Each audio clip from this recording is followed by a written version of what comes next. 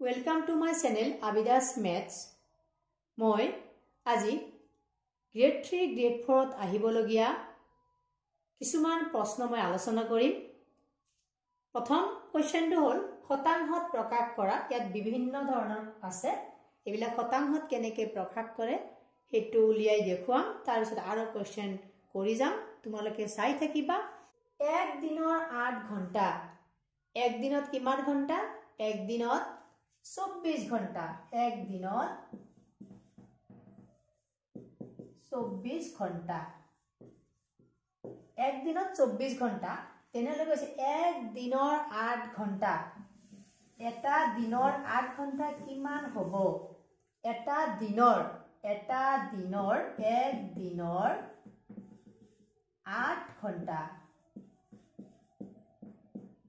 এক দিনৰ কিমান? 8 ঘণ্টা। এক দিনত কিমান? 24 ঘণ্টা। ইয়াত 8 ঘণ্টা। ঘণ্টা ঘণ্টাটো কেনসেল। 8 একবাৰ 24ত 3 বাৰ থাকিব কিমান? 1/3। শতাংশত প্ৰকাশ কৰা। মই আৰু এটা ক্লাছত কৈছিলো শতাংশত যদি প্ৰকাশ কৰা থাকে কিহেৰে পূৰণ কৰিব লাগিব? 100%। তেনে এটো কিহেৰে পূৰণ কৰিব লাগিব? 100%। এটো মনত ৰাখিব লাগিব। শতাংশত যদি প্ৰকাশ কৰা হয় আমি কিহেৰে পূৰণ কৰিম? 100%। তেনেহলে 100/3%। এটো হৰণ কৰিলে 3 বাৰ। 3 3 গুণ 9। একৰ পিঠিত শূন্য বহালে আকৌ 10। 3 3 গুণ 9। এক বাকি কিমান কি হ'ব? পাৰ্চেন্টেজ। এটো হল শতাংশত প্ৰকাশ। এক দিনৰ 8 ঘণ্টা শতাংশত প্ৰকাশ কৰিলে কি হ'ব? এইটো হ'ব। লিখি ল'ব পাৰা। নেক্সট কোৱেশ্চনটো চোৱা। 80 জনৰ 72 জন। 80 জন মানুহ আছে তাৰে পৰা 72 জন। 80 জনৰ পৰা কিমান ল'ব লাগিব? 72 জন। তেনেহলে 8ৰে যে মই কাটো 8 9 গুণ 72 8 10 গুণ 80। তেনেহলে 9/10। আমি যেহেতু শতাংশত প্ৰকাশ কৰিম 100%। শূন্য শূন্য কেনসেল। তাৰ মানে কিমান? 90%। 80 জনৰ 72 জন কিমান? 90%।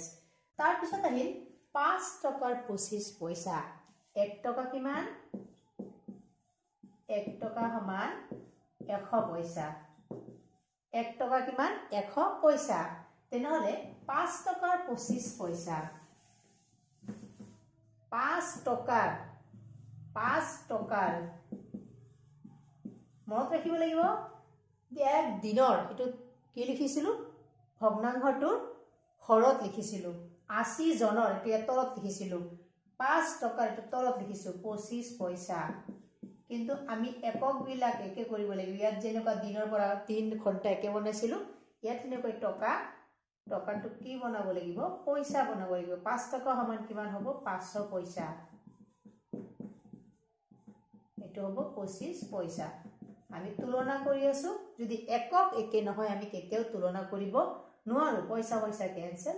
25 যাব একবাৰ, 50ত যাব 2 বাৰ, শূন্য 1/20। যেহেতু আমি শতাংশত প্ৰকাশ কৰিম সেইকাৰণে কি লিখিম? পূৰণ 100%। পূৰণ কি লিখিম? 100%। এটো শূন্য কেনসেল।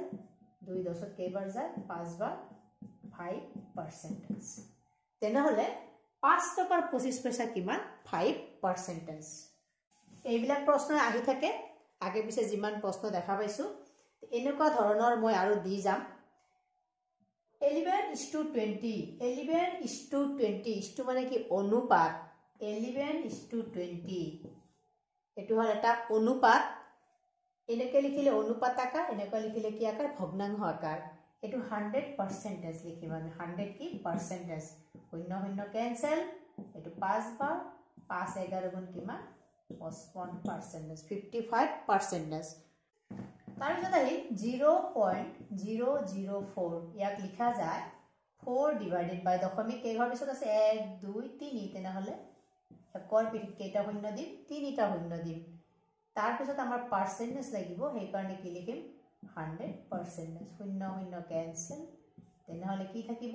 2 ৰে কাটিলে 2 বাৰ 2 ৰে কাটিলে 5 বাৰ তেনেহলে এটো কি হ'ব 2/5% 2/5% আৰু যদি কোনোবাই লিখে এটো দশমিকটো লিখা যায় 0.4% লিখা যায় 0.4% লিখা যায় তো আশা কৰো ইখিনি তোমালোকে বুজি পাইছা নেক্সট আৰু এটা কোশ্চেন লিখিছো এটা সংখ্যাৰ 10% ৰ মান 40 হলে সংখ্যাটো নিৰ্ণয় কৰা এটা সংখ্যাৰ যিকোনো সংখ্যাৰ 10% ৰ মান যদি 40 হয় সংখ্যাটো যদি x হয় x ৰ কিমান 10% ৰ মান কিমান 40 x ৰ 10% ৰ মান কিমান 40 কৈছে যে সংখ্যাৰ এটা সংখ্যাৰ 10% ৰ মান 40 সংখ্যাৰ কি 10% ৰ মান কিমান 40 তেনেহলে এটো কি হ'ব 10/100 পার্সেন্টেজ মানে কি ডিভাইডেড বাই 100 শতাংশ মানে কি ডিভাইডেড বাই